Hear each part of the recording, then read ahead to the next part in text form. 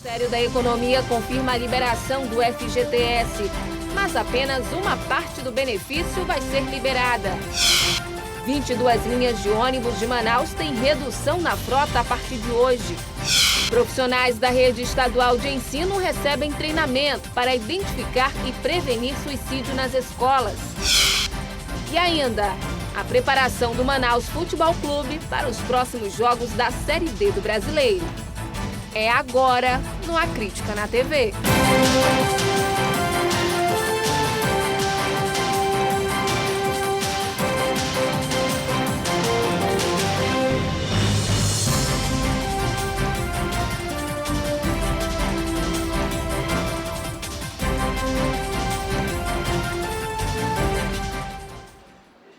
Olá, boa noite. O A Crítica na TV de hoje começa falando sobre o apagão que afeta Iranduba e Manacapuru. A Defensoria Pública do Estado vai fazer uma audiência na próxima sexta-feira para discutir as consequências da falta de energia nesses municípios. A repórter Priscila Mello está ao vivo e tem mais detalhes sobre esse assunto. Oi, Priscila, boa noite para você. A população continua sem energia elétrica e, consequentemente, aí, sem os serviços básicos, né? É isso mesmo, Rosiane. Boa noite para você, boa noite a todos que acompanham A Crítica na TV. Realmente, essas famílias ainda estão sem energia e, como você disse, consequentemente também sem água, desde a última sexta-feira. E justamente essa audiência vai ser realizada não apenas para discutir prazos e também sobre o ressarcimento dos prejuízos dessas famílias, mas segundo a Força Tarefa, que faz parte dessa audiência, que é o Procon Amazonas, o Ministério Público, a Defensoria Pública, essa Força Tarefa diz que em meio a esse caos, em meio a essa situação, a empresa não dá nenhum tipo de esclarecimento a essas famílias para tentar amenizar essa situação ou realmente reverter. Muitos moradores estão reclamando que a empresa não entra em contato com esses moradores, eles não têm nenhum tipo de previsão. A Defensoria Pública do Estado do Amazonas, junto com a Comissão de Defesa do Consumidor da Assembleia Legislativa do Amazonas, eles fizeram inclusive uma vistoria na manhã de hoje na usina de energia que está sendo montada em Iranduba e em Manacapuru. Essa audiência está programada para acontecer nesta sexta-feira, por volta de 10 horas da manhã, e vai ser realizada na Escola Estadual Centro Educacional de Tempo Integral Maria Isabel Desterro, no município de Iranduba. Inclusive, viu, Rose, o presidente da concessionária da empresa Amazonas Energia, ele disse que vai estar presente nessa audiência. É o que a gente espera, porque essas famílias estão, hoje já é o 6º dia na realidade, essas famílias estão aí sem energia, sem água, consequentemente sem alguns serviços nesses municípios. Mais de 200 mil pessoas estão sendo afetadas e o prejuízo é grande para essas famílias, viu, Rose? Eu volto com você. Com certeza, Priscila. E a gente lembra aqui que amanhã se encerram as 48 horas que foi dada aí pela Procuradoria-Geral do Estado, pelo Ministério Público do Estado, para que a Amazonas Energia restabeleça a energia nessas localidades. A gente vai seguir acompanhando para ver como é que vai ficar essa situação. Obrigada, viu? E os motoristas de aplicativos permanecem dificultando a distribuição de combustíveis em Manaus. Em pelo menos 2 pontos da cidade, eles fizeram protestos por uma redução no preço do álcool e da gasolina. Os motoristas bloquearam uma parte da rua Rio Quixito, um ramal no distrito industrial que dá acesso a várias distribuidoras de combustíveis. Apenas alguns caminhões conseguiam passar. O que não está passando é a gasolina para o posto de gasolina, entendeu? Então a nossa reivindicação só vai ser atendida se faltar gasolina, porque o processo está inchado. Só de imposto, a gente está pagando 33% no preço final da gasolina de imposto. E a gente precisa dessa redução não só para a categoria, mas para a população. A polícia foi até o local para liberar a entrada e saída dos veículos, mas a categoria está disposta a manter a manifestação até a reivindicação ser atendida. A gente quer deixar claro que a Petrobras, ao total, está quase 22% de redução nas refinarias, tá? Então, fazendo os cálculos, era para a gente estar pagando no máximo R$ 3,39 no posto de gasolina, na gasolina aditivada era para a gente estar pagando. Então, a gente está aqui reivindicando como cidadão. Nós somos uma categoria motorista de aplicativo, mas principalmente como cidadão, a gente está aqui reivindicando porque a gente não aguenta mais o preço absurdo do combustível. Olha, o Grupo Atem foi o único distribuidor que se manifestou até agora preocupado com o protesto dos motoristas e pede bom senso para que não haja desabastecimento, o que viria a provocar ainda mais prejuízos em vários setores. E um dia após a Prefeitura anunciar intervenção financeira no transporte coletivo de Manaus, o Instituto Municipal de Mobilidade Urbana informou que houve uma redução de 22 linhas de ônibus aqui na capital. A mudança já começou a valer a partir de hoje. Todos os dias, Fernanda diz que espera por mais de meia hora o ônibus para voltar para casa. A redução de 22 linhas deve piorar ainda mais a situação para ela e outros usuários do transporte coletivo de Manaus. A quantidade de ônibus que tem já é bem difícil. De manhã os ônibus demoram, a gente pega ônibus superlotado e quando reduzir, vai além de ficar mais lotado ainda, a gente vai custar mais a chegar no trabalho. É prejudicar a vida do cidadão, né? Que precisa do ônibus o dia a dia, né? Se reduzir o ônibus, todos os ônibus já ficam lotados no terminal, né? A redução vai ficar mais lotado, né? As 22 linhas que terão as frotas reduzidas são 041, 044, 046, 093, 115, 209, 306, 316, 317, 321, 323, 325, 326, 328, 461, 456, 605, 625, 628, 705, 713 e 715. Lucas, que é estudante, usa 4 dessas linhas e se sente prejudicado com a mudança. A situação já é ruim com as linhas comuns, já vem superlotação, pessoas se machucando nas escadas, como ocorreu ontem. Com essa redução de 22 linhas, a situação vai triplicar, ou seja, vai ficar muito ruim, ônibus hiperlotados.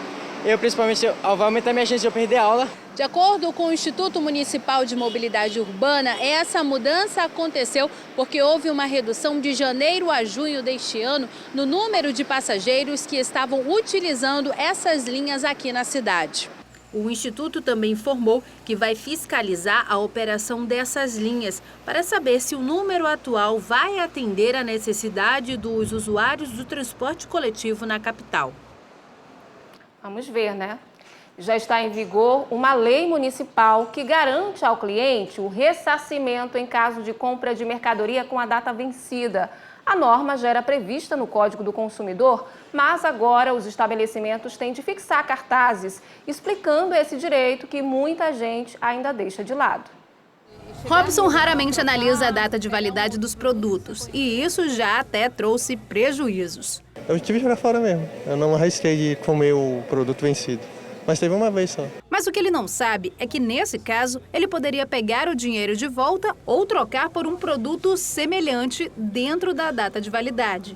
A lei municipal, em vigor desde a semana passada, reforça o que já é previsto no Código do Consumidor e acrescenta que os estabelecimentos precisam fixar esse direito em um cartaz visível. Essa lei municipal vem a reforçar direitos do consumidor que já existem no Código de Defesa do Consumidor, mas que muita gente, aí é uma realidade, muita gente não tinha ciência, não tem ciência. E também pode denunciar em casos de estabelecimentos que não coloquem as placas informativas desse direito, que agora deixa mais claro ao consumidor. Muitos consumidores, de fato, tinham dúvidas. O que eles poderiam fazer nesse caso? Ele tem. A logística para manter os produtos em exposição dentro da validade em supermercados precisa ser cuidadosa. É preciso manter o controle de tudo que entra e por quanto tempo a mercadoria fica à disposição dos clientes. Aqui a gente começa a partir da hora do recebimento, tá? O conferente já tem essa preocupação de olhar a validade e já passar a situação para os auxiliares dele.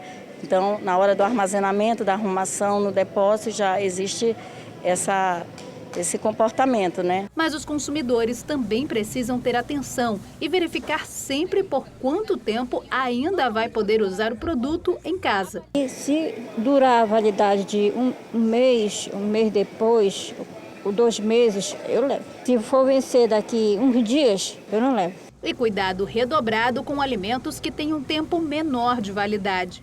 Principalmente nas carnes, né? Porque é algo que a gente sabe que tem muita bactéria, né? Dependendo se está dentro da validade ou não. Então a gente tem que ter mais cuidado com alguns alimentos do que com outros, né? Em casos de problemas com estabelecimentos que não cumprem a legislação, é preciso procurar os PROCONs.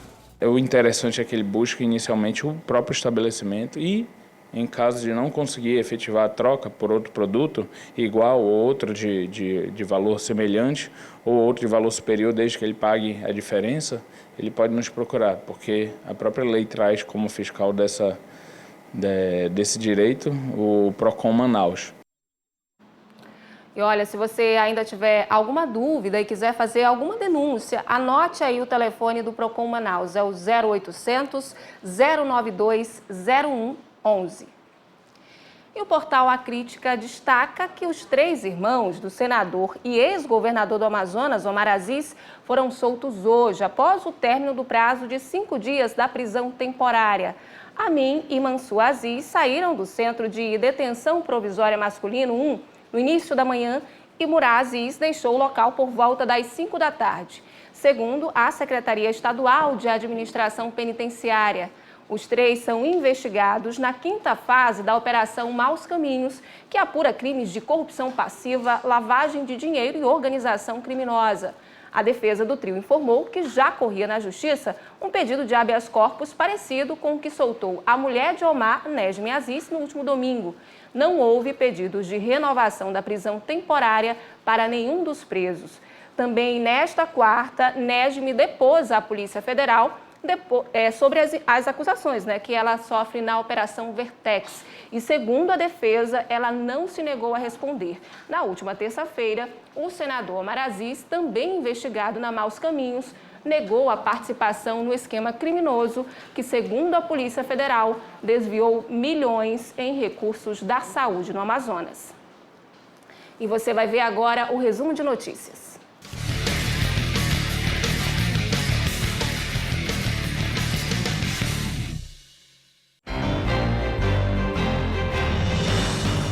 Um ônibus da linha 535 invadiu e destruiu um estabelecimento comercial no bairro Armando Mendes, na Zona Leste. Um carro estacionado no local também foi atingido. Ninguém ficou ferido e, segundo testemunhas, o motorista teria perdido o controle do veículo quando tentou subir a rua. A empresa se comprometeu em ressarcir os prejuízos.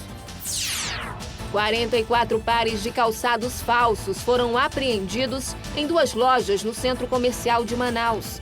De acordo com a polícia, os donos das lojas só assinaram um termo circunstanciado de ocorrência e vão responder pela venda de produtos falsificados. E por causa da chegada da vazante, a Cosama está avaliando a qualidade da água oferecida aos moradores de Careiro da Várzea. A ideia é que seja assegurada a captação e a distribuição para as famílias que foram atingidas durante a cheia. E o leilão dos prédios do Tropical Hotel e da FUCAP, que seria realizado amanhã, foi suspenso por uma liminar do Tribunal Regional do Trabalho da 11ª Região. O desembargador do Trabalho, Davi Alves Melo, identificou possíveis erros no valor de avaliação dos imóveis.